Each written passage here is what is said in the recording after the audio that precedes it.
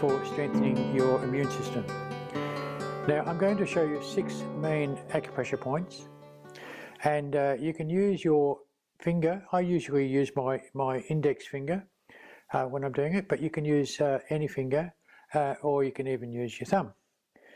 And when you're applying the pressure, you apply the pressure with a firm sort of pressure on yourself, but not so much that it actually hurts you, but it's firm, you can feel it, and that's the right sort of pressure to use.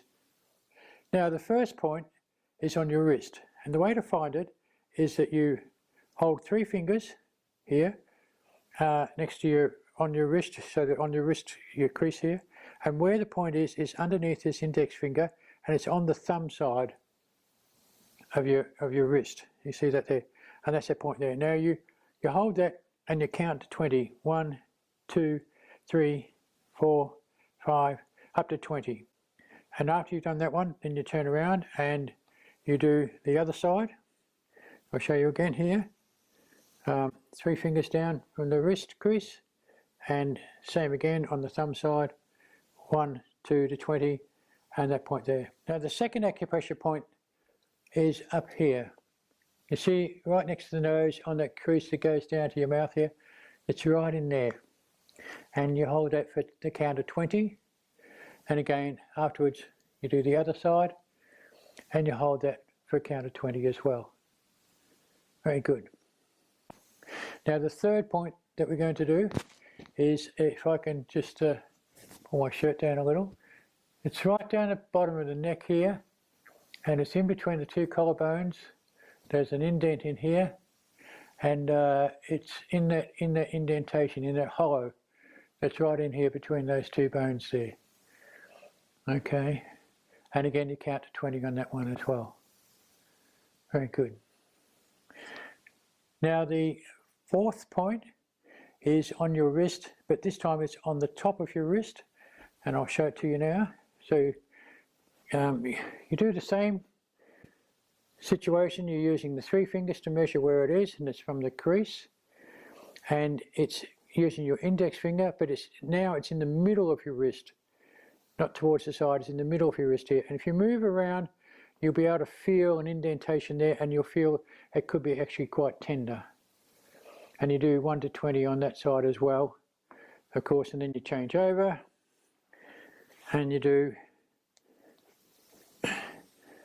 your 1 to 20 on this side as well.